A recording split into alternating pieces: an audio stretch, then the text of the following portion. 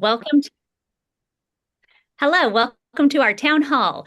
We are excited to join you this evening, mostly because we are out of session. We are very happy for that one.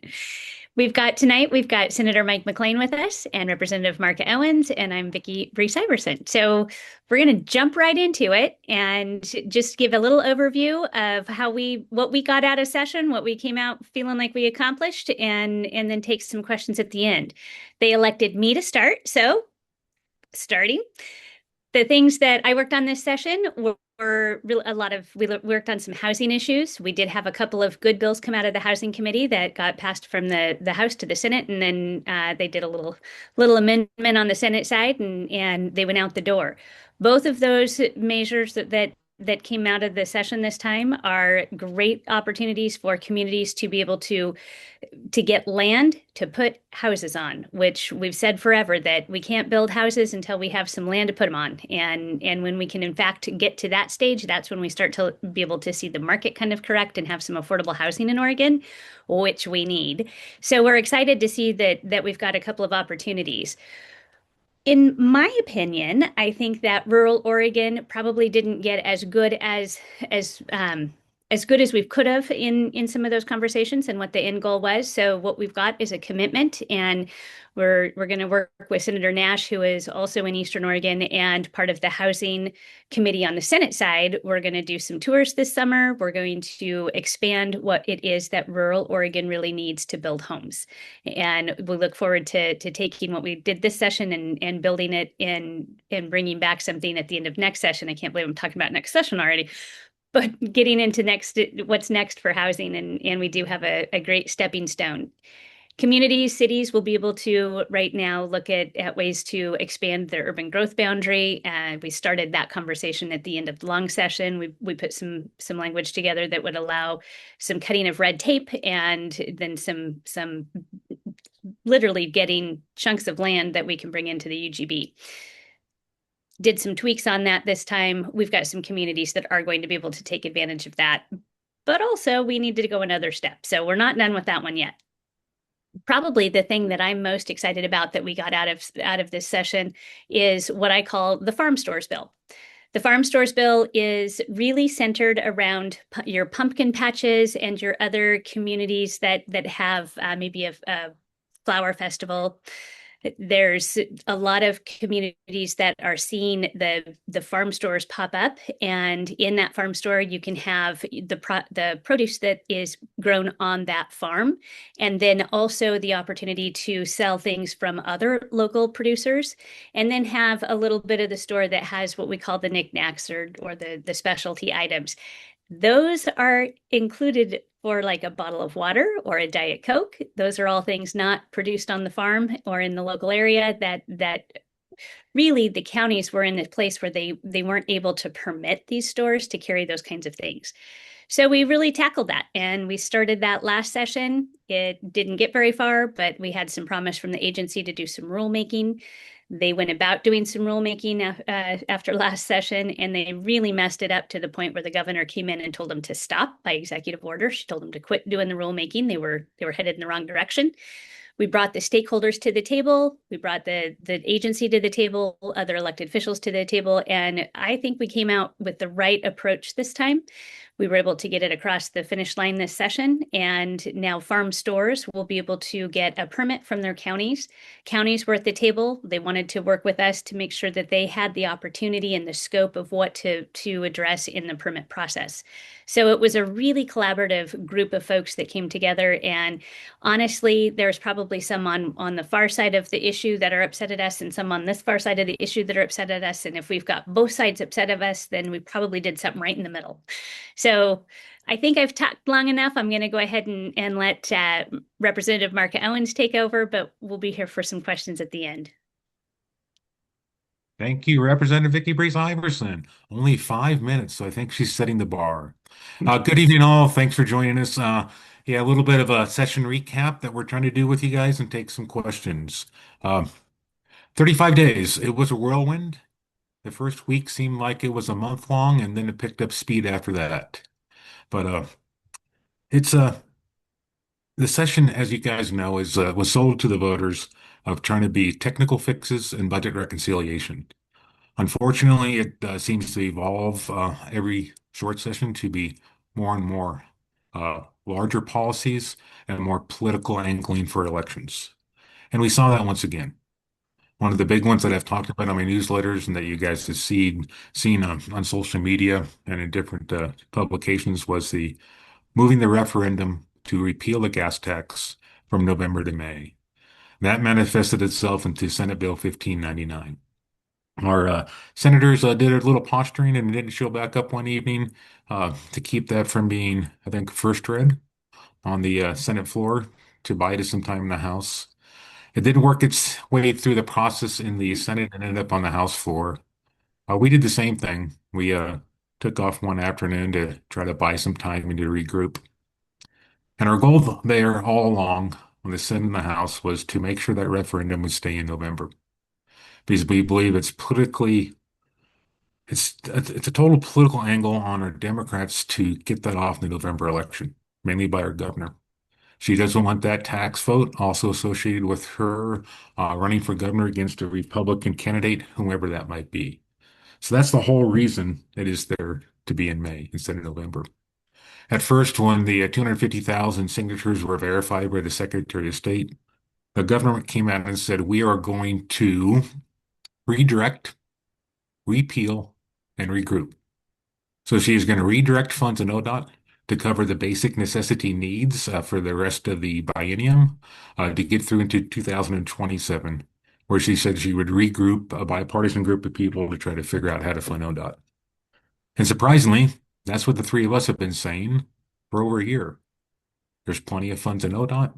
If we look at core mission and core functions of maintaining roads, maintaining bridges, building bridges, we can do this. So she finally agreed with us on that. That was a good thing. Then they were going to repeal the bill that they went through special session to increase the taxes. Legislative Council told us they could repeal that.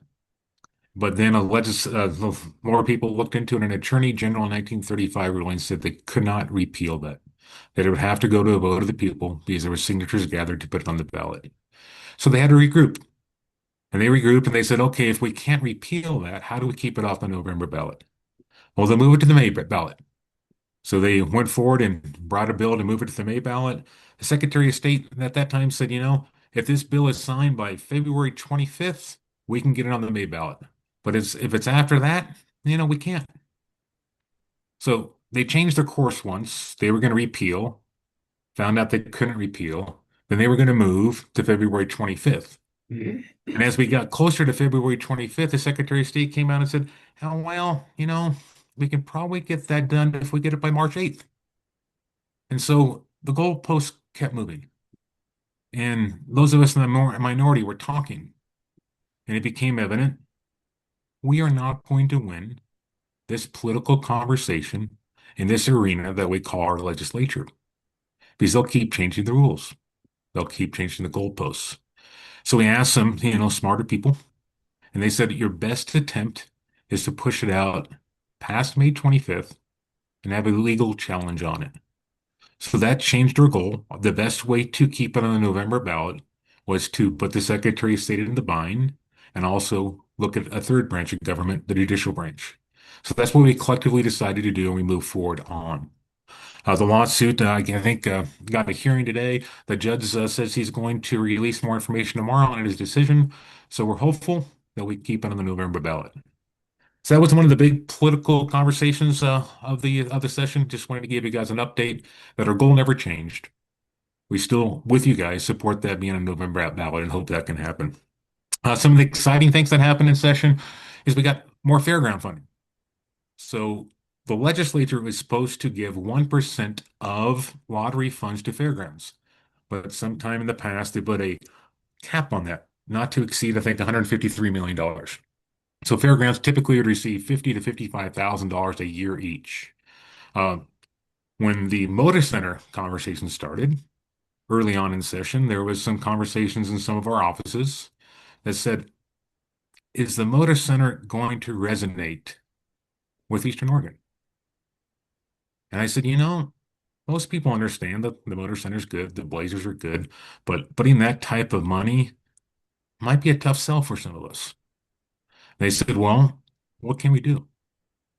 And, we started thinking, and where we go to watch concerts, where we go to gather as communities, where we go to support folks is our fairgrounds. So there's a conversation that happened in that building that we need to see more support for our fairgrounds. So we got them to lift a $153 million cap. So fairgrounds should receive about $250 to $270,000 a year starting in 2027. So that's huge for our communities. That's huge for our fairgrounds. And you know, that made the Motor Center bill a little bit easier to choke down, even though it's going to pass because they did kick some money to our fairgrounds in Eastern Oregon. Couple of things in ag and everything else, the committee that I co-chair with Representative Helm. There was only, I think, 7 bills that went through there. 6 of them were Republican, one was a Democrat bill. They all passed through. Most of them died in Ways and Means. One bill that I had, predictable state harvest levels and state forest lands, it did die in Ways and Means with like a $10 million fiscal. The other bill that I had was a voluntary agreement bill in Harney Basin, House Bill 4049.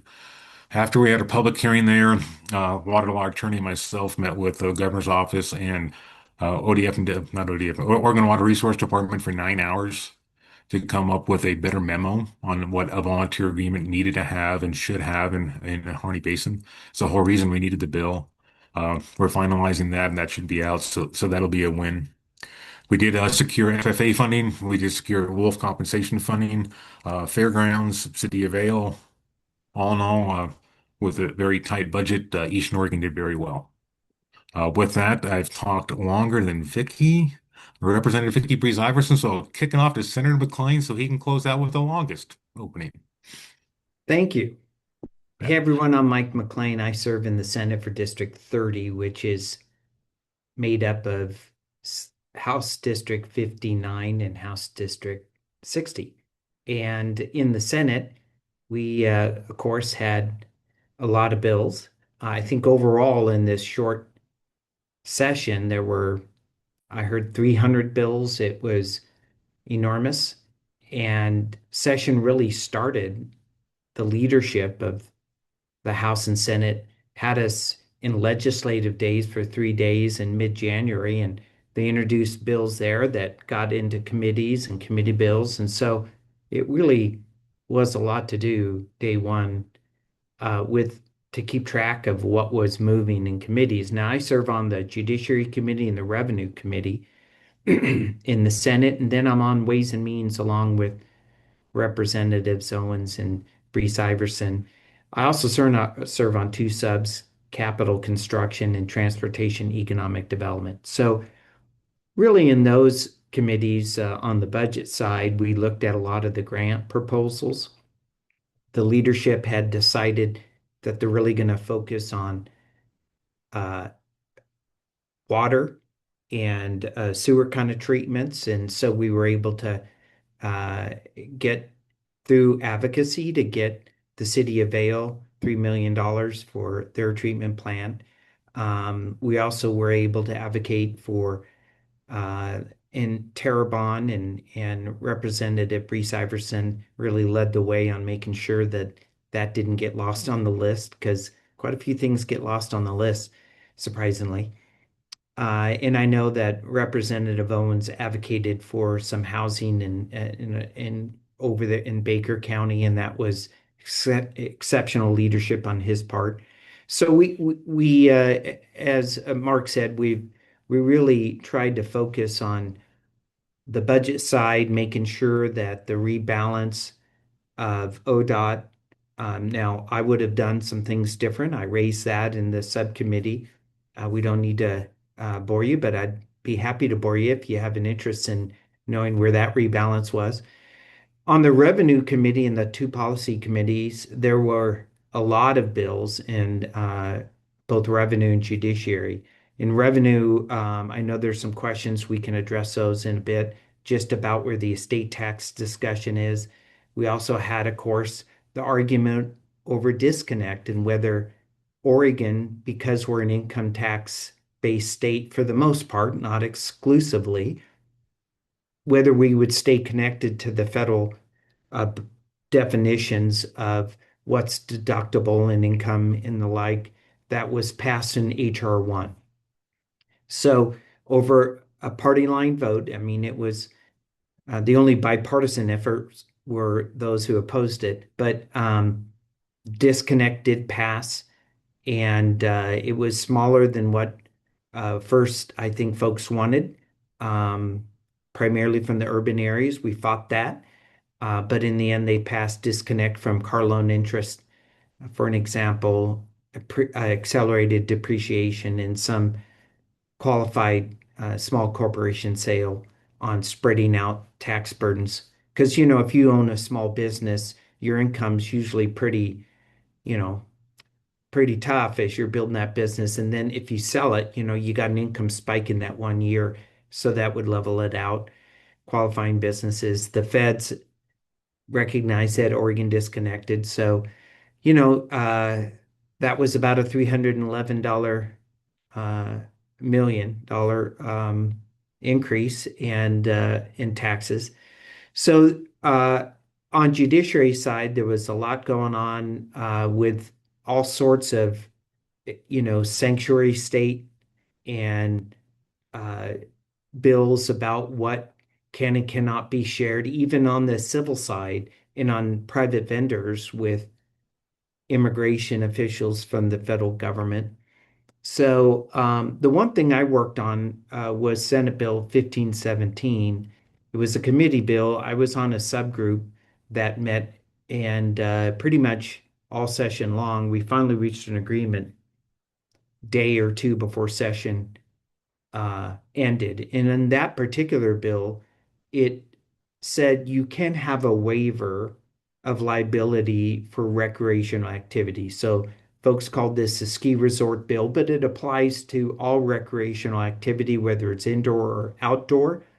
It applies to folks that are, adults as well as parents who choose to sign a waiver on a kid, because a lot of waivers are required to even sign up a kid for, you know, Parks and Rec or for, soccer club or whatever. But it basically said, hey, waivers can be legal in Oregon. But it had some exceptions, and then all dealt with safety. Bottom line is you can't waive maintenance of safety gear. For an example, if you go up on a zip line, we don't want to put our kids on a zip line, have that equipment be defective or applied wrong. Because, I've been on a zip line, I've seen my kids on zip lines. You kind of want that safety equipment to work. So we said about that safety equipment. The other thought was, look, safety related training. If you got to train folks on safety aspects, and then the other was uh, saying, hey, you can't waive abuse of kids or physical or sexual abuse of adults. Obviously, the both abuse would cover that both for kids. So you gotta, if you employ someone in a recreation activity and they commit something horrible, you're going to be liable. You can't waive that. I think that makes sense. The last one was a bit controversial. It was dealt with vehicles. So you can't waive liability if you're on a ski resort or anywhere and the operator is operating a vehicle, and they commit negligence, you can sue for that. In other words, if I ski into a snowmobile at Mount Bachelor, that's on me. If the snowmobile runs over me because they're not paying attention, that's on them. And of course, it doesn't apply if vehicles are part of the recreational activity like motocross or anything like that. This is separate. So it's a compromise bill, but it's a bill we really needed in Oregon to clarify waivers. Insurance rates had gone up so much. We had folks, frankly, sitting it out, not offering recreational activity. A lot of folks come to Oregon for recreational activity. And that's a very important industry, 17 billion a year from what I was showing. So I spent a lot of my time on that. I'm glad we got it done. The folks in the room were Republicans and Democrats, House and Senate. It was just a small group of us. but really pleased to see that. So when it comes to overall in the Senate, we did pass a lot of bills partisan where Republicans said no, Democrats said yes, but a lot of that was just really aimed at immigration and some pretty controversial stuff that really I'm not sure Oregon can tell the feds what to do, but sometimes there are members of the Senate who want to pass a bill or vote for a bill so they can go home and tell people, we stood up to the feds. Well, fact is, the feds have a supremacy clause in our Constitution. We're not going to be able to tell feds what to do. So things like that come. I don't think they make a difference for our district really all that much. But with that, overall, District 30, our respective areas, we were trying to limit some of the stuff. I did offer a bill on corner crossing. I pulled that bill back so there could be a work group. I've talked about this before. We're going to have cattlemen sit down with us, some large landowners, people who advocate for access to public lands. I advocate for access to public lands. We have a lot of public lands and the public should have access to that. We're going to figure out what's the right language on that in the interim. And that's really what should happen in a short session. If you get a bill, you got concerns that people have a discussion. My view is pull it back. Let's work through it, bring it back in a longer session. Everyone gets a say and gets to come to the table. That's the right process from my perspective. But we all three want to give folks time to ask questions. So we'll turn to some questions and hopefully the three of us won't debate each other too much on this call. I do got to share one story as we open the questions on the disconnect from the federal tax code, as Senator McLane says. So that was Senate Bill 1507. And the three of us were sitting in a full Ways and Means meeting, and they were bringing up their House Bill 4084, I do believe, and it's their big economic development bill. And in this bill, to spur economic development, they're already repealing part of Senate Bill 1507 was the disconnect from the federal tax code because some of the provisions in there aren't good for business. We would say all of the provisions in there aren't good for business. So we asked the question, has the governor even signed Senate Bill 1507 yet? And the answer was no. So he said, we're repealing this bill in order to provide economic development because why? And so they got the message, and we said, well, is there opportunity here? But that just shows you some of the strange ways some of our colleagues Yeah. think. Is for economic development, they had to repeal part of the bill that was bad for business before it was even signed by the governor. Yeah. Well, thank you all for your updates. And just wanted to remind everybody that the Q&A option is open. If you wanted to ask questions, we can catch those a little bit faster than the chat. So the first question that we have is for Rep. Breese-Iverson. It's actually a follow-up question when you were discussing housing. The question was, is there anything that you can add to the discussion for housing for those who have lost their homes from wildfire or post-fire flooding? I was doing a little research on this one while you guys were talking. So yes, I've got two things that happened this session that skirt the edge of what you're asking. The reality is that no, we didn't get what you need, but what we did get was Senate Bill 1561, which does deal with the replacement dwellings. It is helpful. It doesn't address specifically wildfire, but it does help in certain circumstances get permits to rebuild. So that is one tool that will be helpful for some folks. The other one is HJM 201, and this it urges Congress to pass legislation to extend tax credits to wildfire victims. So again, not exactly what you're looking for, but it is a tool in that tool belt of how do we address what happens when folks lose their homes to wildfire.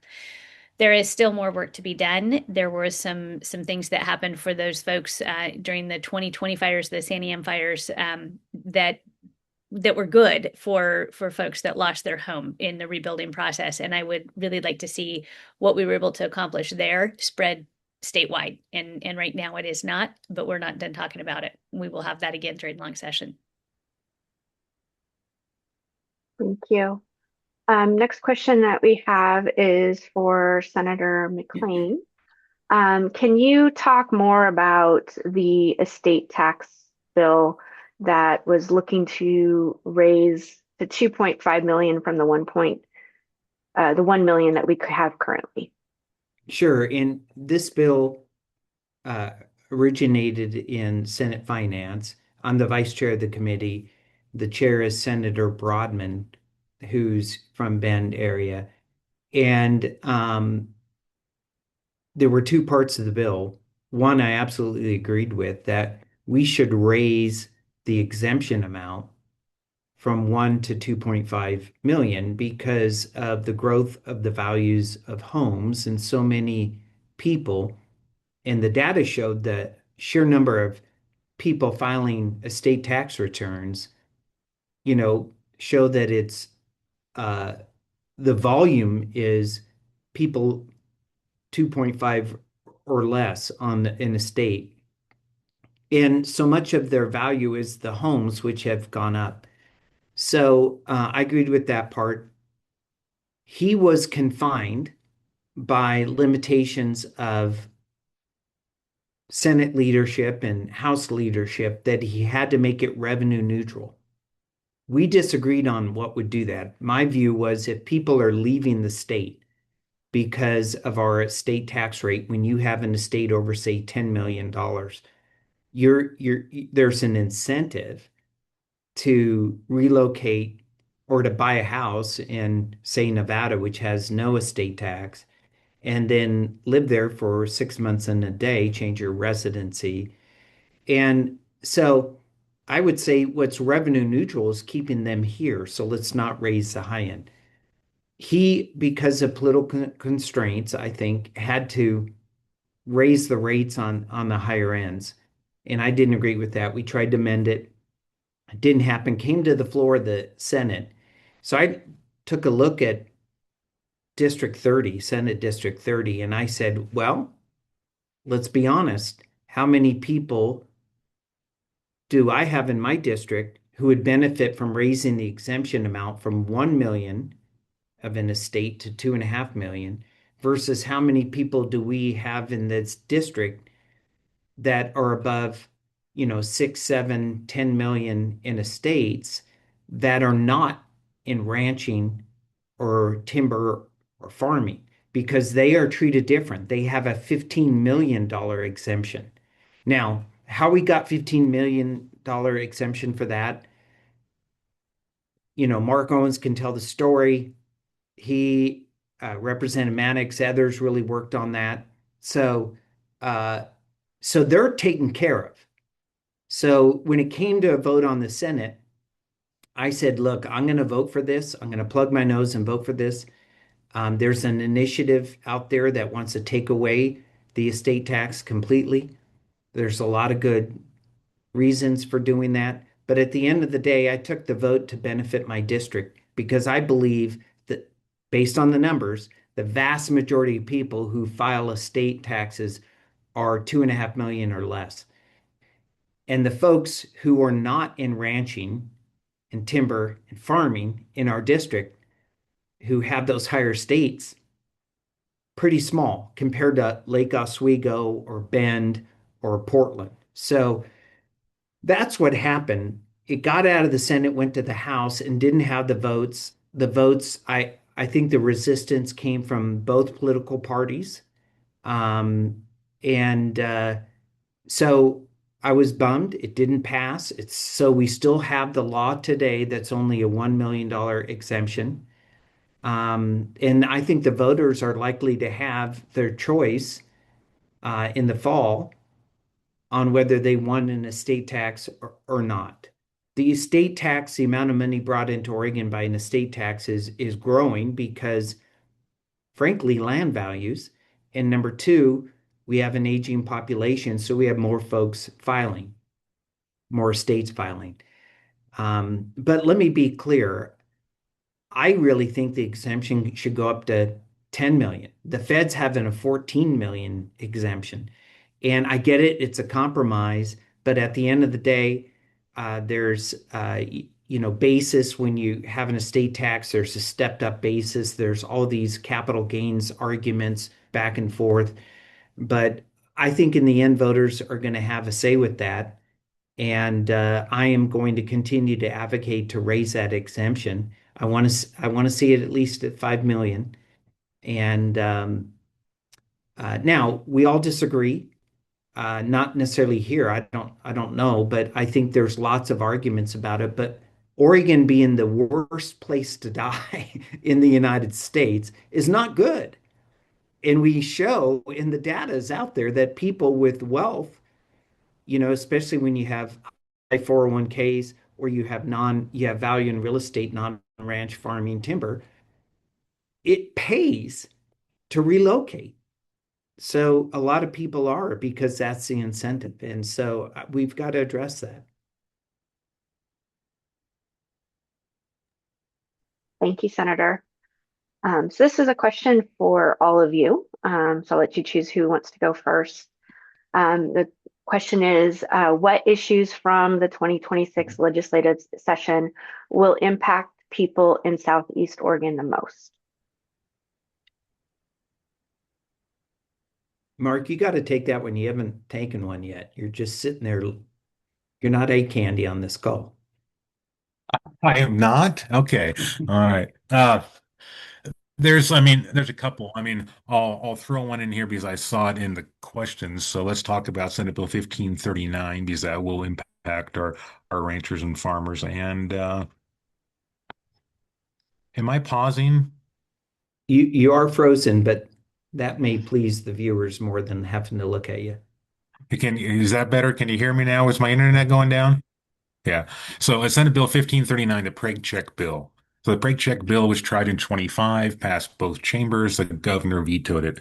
So Senator Nash brought it back. He was successful with some changes getting it through the Senate. It came over to the House side. It came into my committee. We made it through the committee. So it will allow those that currently are, checking other animals.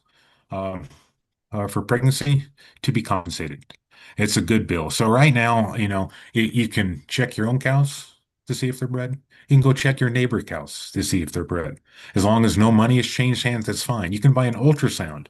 You can go check your neighbor's cows with an ultrasound. You can check your own cows with an ultrasound, but you cannot be compensated for it. This will allow some compensation. The veterinarian board was against it, but it did pass. So that should, make some of the things that we customarily do in Eastern Oregon, a little bit more legal.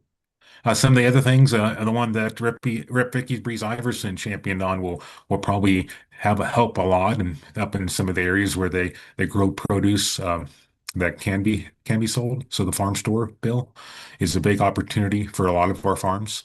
She did a great job on leading with that. And then other things that directly help our communities would be a lot of the funding. So I think, Eastern Oregon is very well served by Senator McLane, Vikki Breese-Iverson, and myself on the committees that we're at. We're all on Ways and Means. Mike's on Capital Construction. Mike's on Revenue. So having his leadership there and us feeding him stuff does help us bring in resources to Eastern Oregon. Another one that was, I think, I'll kick back over to Mike to describe a little bit more, but it was the amendment that happened on the gun bill. So House Bill 4145. Uh, we had some conversations in the House. We slowed it down in the House, understanding there was going to be a further conversation in the Senate. So this one might be the most impactful thing that happened to gun owners. A lot of gun owners in Eastern Oregon. McLean, Mike, could you take that a little bit? Yeah, and I want to admit, I'll just confess, I'm not neutral on Measure 114. I don't like it at all, and I participated in the federal litigation. Um, I wrote the amicus briefs and have been advocating there. The state litigation took place in Harney County. That was the first one, I think the main one.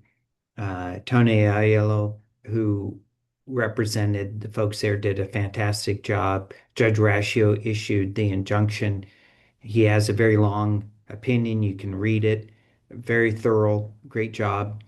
And what 4145 did was it was going to make sure that any litigation on Measure 114 had to take place in Marion County, which is completely offensive.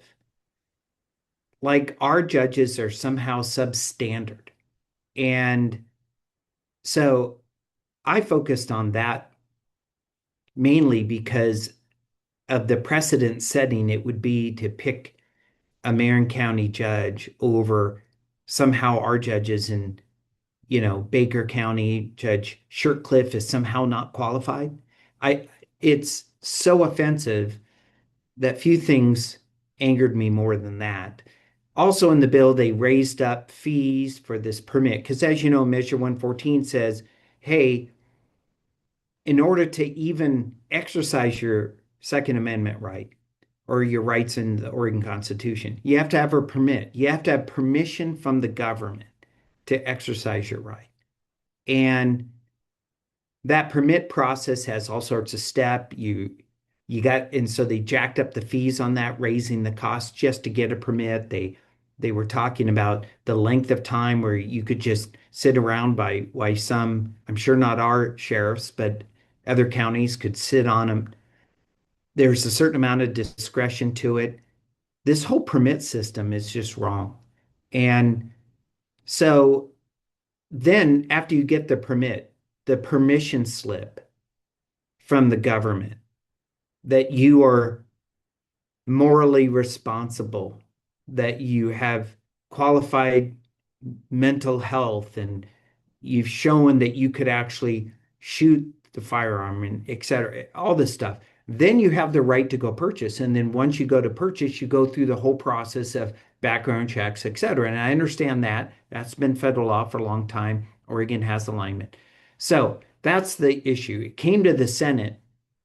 As you would imagine, Republicans in the Senate mirrored the Republicans in the House, and we were, you know, not happy. And they realized, I think, that it had some of these issues with it that we were addressing that I described, and that it was going to blow us up. And so the Senate said, look, litigation is still going on. We pointed out the federal litigation up at the Ninth Circuit. The Oregon State Supreme Court is still deciding. We don't know when they'll issue an opinion about Measure 114 under our state constitution. So what they did is they amended the bill, completely gutted it, and all they did is reset the date that Measure 114 would become effective to January 1, 2028. So that is far enough now that we know that court cases will come out. And I think that was the right decision. Push the timeline out, let the courts deal with it. We have three branches of government at the state and federal level. The judicial branch is still ongoing. So in the meantime, Measure 114 won't be applying should it be declared to be constitutional, which I could go off on, till January 1, 2028. So you don't have to get the permit system till then. I still believe in, that the feds are going to come in at the Ninth Circuit, if not them, at the U.S. Supreme Court, and strike down that bill. The permit system, everything from clip sizes, all these regulations that just are being found not to be valid in other federal courts. U.S. Supreme Court is eventually going to weigh in on this. So the way we apply it, we have our Second Amendment that applies to everyone in the United States through our due process clause of the 14th Amendment. And then we've got Oregon's own constitutional right to bear arms for self-defense expressly in our Constitution. So we'll see. But that was an important bill. And thank you for bringing that up, Mark. Thank you. Next question is from Dr. Norman on the school board at TVCC. There's concern for funding for the community colleges. And her question is that the initial impression was that the funding was going to be down significantly, but it appears to be adequate. And what was the reason for this change? Vikki, you want to take that one? I don't sit on the subcommittee that looks at the HEC or the community colleges funding, but I would very easily say that as we went into this session, we really were told we're taking these big cuts. And as we got into session, we saw that we didn't have to take as big of cuts. So things that I mean, and frankly, when we come into anytime we come into a scenario in this building, it really is always the fear factor. They head straight to what it is that's going to cause fear and cause folks to get really upset and turn out for the conversation. So I think it worked, and we saw a lot of folks advocating for their different industries in this short session because everybody was afraid that they were going to lose a lot of money. And yes, we're going to have some reductions along the way, but all in all, we're not seeing the cuts this session that as we came to this session, we were told we were going to have to look at. So I think that's the real bottom line for community colleges across the board. And I do think there's an additional ongoing conversation with colleges. There were a couple of universities that did require a little bit of an extra hand up this session. And we did do that for, I think it was Portland State and Southern Oregon University. Guys, am I missing anybody in there? No, you're right. Yeah. You're right. And I think the real budget battle, folks, is taking place in 2027. It's also going to happen in 29 and 31. The reality is that the Oregon has expanded its budget, doubled it, really, in the last 10 years. I mean, if you go back to 25 years ago, it's quadrupled. So we're spending a lot of money. I don't know if folks know this, but if you look at all 50 states, Oregon is number 3 on the list for per capita cost for your state government. Number 3. And the 2 states ahead of us have sovereign wealth funds, Alaska and New Mexico, right? So they have money that comes in, you got the pipeline, Alaska, et cetera. So you could say there are exceptions for spending because a lot of that supplied. So when you look at this, there's no way Oregon can continue to sustain this level of state government spending. And so much of it has been expanded by federal government money, and a lot of it related to the Medicaid plan, other types of plans. Federal government net of inflation, because of the debt loads and things happening there, will stay flat or go down. And when it comes to net of inflation transfer to the state to support so many of these services programs, Oregon is under pressure to backfill that, which they did this session on general fund money that, in my opinion, should be going to higher ed. You're eating your seed corn if you underfund higher ed. That's our kids that go on and produce businesses and become professional careers and et cetera. They're the ones we want to retain in Oregon and grow the economy. And we have that when you look at that level of funding compared to the other general fund, it's been flat. And we've got a serious problem, and this is going to be a serious debate in 27 because every general fund appropriation has a constituency. And, it's sort of like whose ox gets gored because people come and advocate. And then what you're doing is comparing higher ed to, say, the medical or subsidies in healthcare, K-12, etc. So that pressure is building. We escaped it this session because the economy did a little bit better than what they predicted. But at the end of the day, this is real, and it's going to get worse, the competition at the budget level for that general fund. And I think we all have to strap in. We're looking at 3 biennium budget cycles where that is going to become increasingly difficult. The answer is grow the pie. One of the best comments all session long was given by Rep Owens in Ways and Means when he was looking at targeted tax credits in a particular bill and listening to advocates talk about the need to grow the economy. And Mark pointed out there's another way to do this. One is to recognize where we're clearly over-regulating, and the other is a land constriction where in permitting system, which means a business to grow has to go through years and years and years and costs to try to grow their business in Oregon, where they don't have to in other states. So Mark's totally right.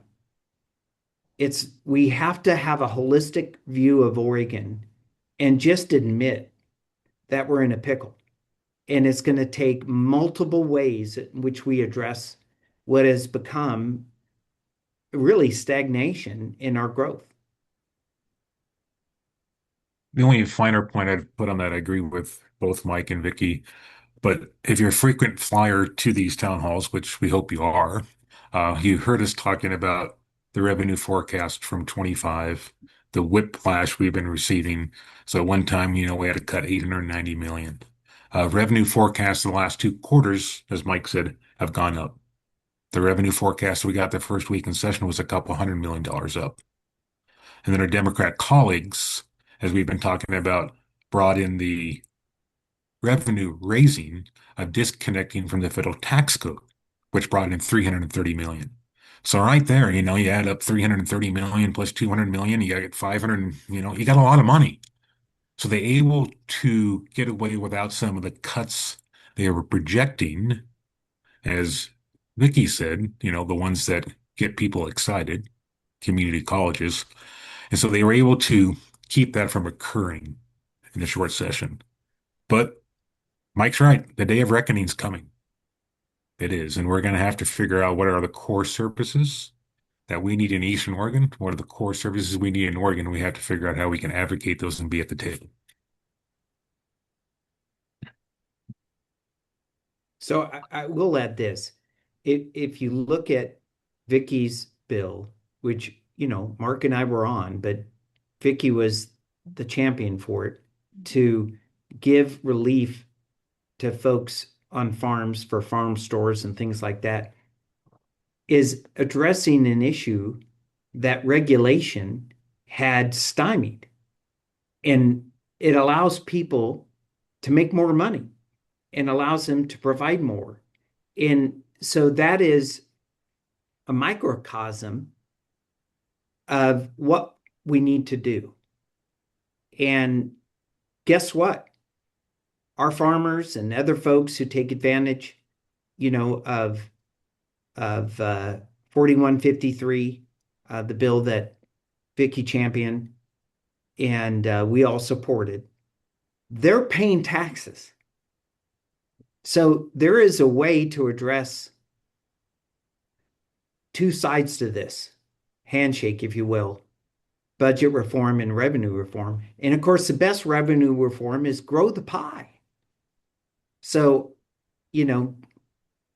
that's one example. And there's 100 out there if there's the political will to do it.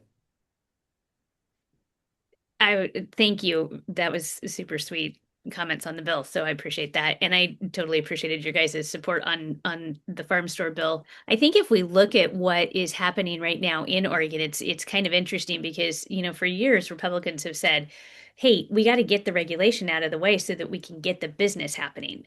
And we keep bringing those bills forward and they keep getting shut down and not out of this process. And this session, we watched the governor's bill was mentioned earlier, 4084, I think it was, go through. And that one has some conversation in it to allow business to come into Oregon.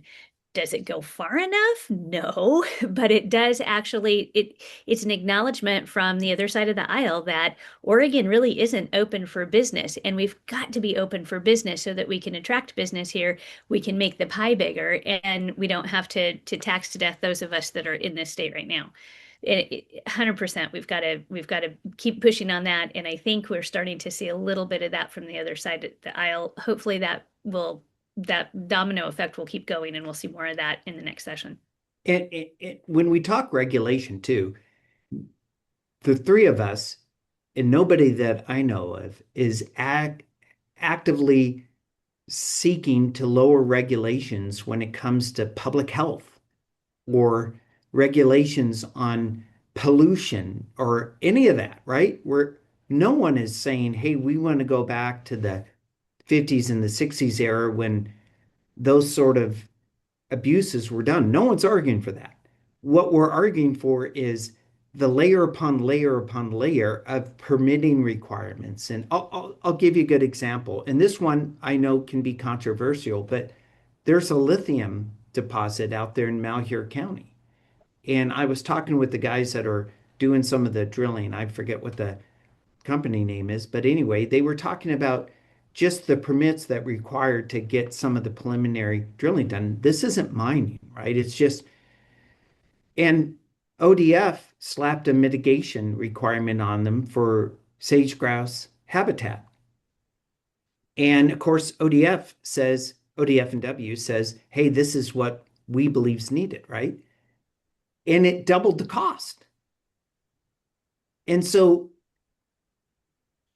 you can even look at that on the sage grouse mitigation and say, we get it.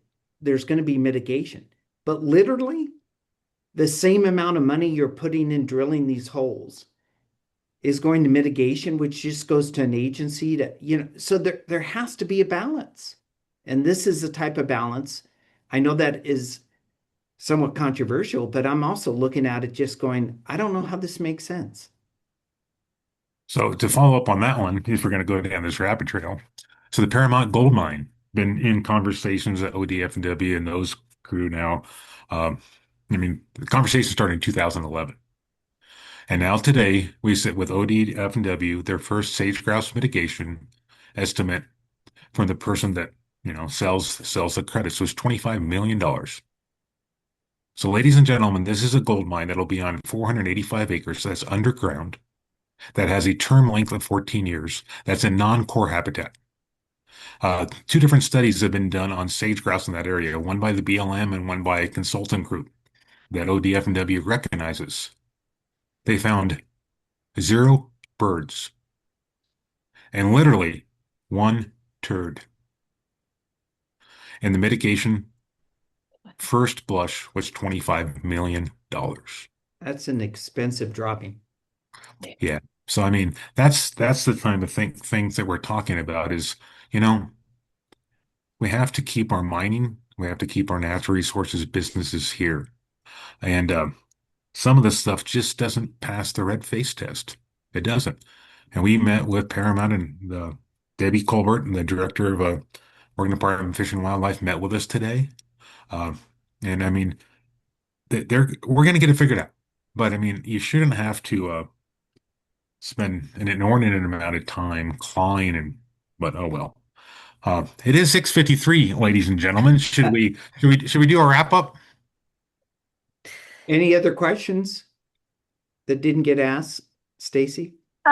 So you guys actually skirted on quite a few that we had. There was a question on the Grassy Mountain Gold Mine, on business climate in Oregon. One that wasn't touched on was, and it'll be quick, what happened with the FFA funding? We were told it was going to be reduced. Made whole. It was not reduced, it was whole. It was stayed whole. Yes. Yes. Yeah. That was made whole. I think I'm happy to report that we got some dollars for horse racing, which is very big in Central Oregon. So we had some good, we were able to hold on to some good wins there. Yeah, and great advocacy by FFA members showing up and FFA jackets looking great. Credible testimony they offered, talked about the program. That win is for them. They did a great job. I'll start off for a wrap up. I'll make it short, guys, so you have to follow suit. First of all, I just want to say thank you guys for everybody who joined us. We know that you took time out of your evening to spend with us this evening and let us share with you what it is that we've been doing for the last month and a week. And we're super glad to be done with session and back home with our families as well. but we work together well. We represent you in this in Salem, and unfortunately, I'm still in Salem right now. But there, it just is. It's an honor to do that, and I appreciate working with these two gentlemen in the building. As a team, we represent the Senate district and the two House districts together well, and I think you can see that by the things we were able to hold on to this session. So I appreciate my colleagues, both Senator Mike McLane and Representative Mark Owens in this space. And we wouldn't have the opportunity to do this if it wasn't for Stacy and Sierra. So a quick shout out to both of you ladies for getting us on. They can tell you the horrors of us, and well, maybe me and technology, whatever. They make us look good, and we appreciate that. So thank you, ladies, for putting this together and helping organize and make it seamless for us. Thank you guys for again for just joining us this evening, letting us give you a little update on what's happening.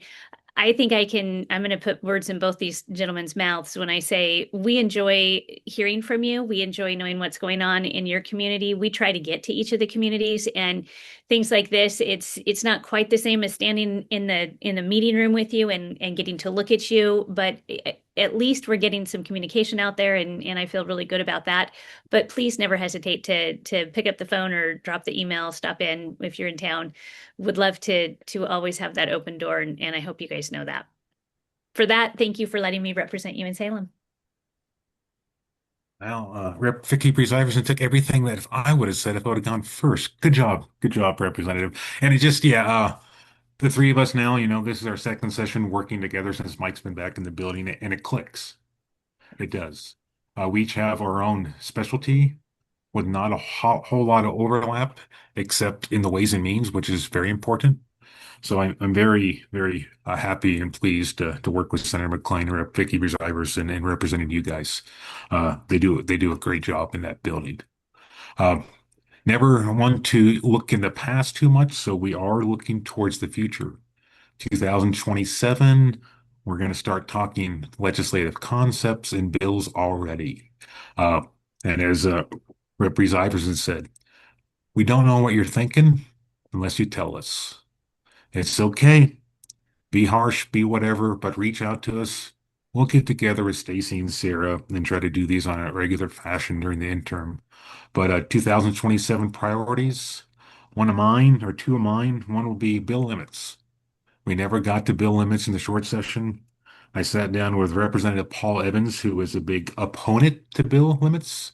And he has his reasons why. And I'm a big proponent of bill limits, and I have my reasons why. And I asked him, can we work on the interim and come up with something? And he told me no. And then I sat at his desk a little longer, and he looked at me, and we talked a little bit. He says, yes, we can. So that'll be a goal. Also, our ungulate population is struggling. Our mule deer are on the verge of going extinct. There's some causal factors with that of predation that we had more meetings with ODF and W that we need to address, period. So those are some of the things I'm looking at. Looking forward to hearing what you're looking at, and I'll hand it over to the great Senator McLean. Well, Senate District 30 is 43% of the landmass of Oregon. So I know we're spread out, but email works, phone calls work. Let us know. We'll be getting around the district, doing some in-person town halls. The virtual is the way we can all jump on together and talk to everyone all at once. And really appreciate the folks who reached out. The advocacy from the commissioners was excellent. Appreciate all the commissioners who were talking about the bills that affected their counties and really appreciate Paul Andrus from Union County has done such a tremendous job being the leader for the Eastern Oregon County Association. And he's going to retire this year from that. And but that group was just fantastic this year. And for everyone, if you have a bill concept, you know, you can email us and say, hey, this is the problem. I think this could be a solution. Don't worry about language. We can get that into legislative council and buff that up. But, you know, we're willing to certainly advocate for the district. And, heading into 27, I'm going to be looking very hard, meeting with some folks in the Senate side about what are really the budget issues going on and one way or two that we can increase revenues by growing the pie. I'm going to be talking to folks about the estate tax. And so, there's a lot going on. But at the end of the day, you know, we we're there to represent the district. So, as Mark said and Vikki said, let us know, reach out. Appreciate your time on tonight and all the work that Stacy and Sierra and of course Reagan Thank does you. for all of us because politics is a team sport. It really does help when uh, when you like the people you work with, and I sure like these guys. And thank you all. Good night. Be safe. All right, bye bye.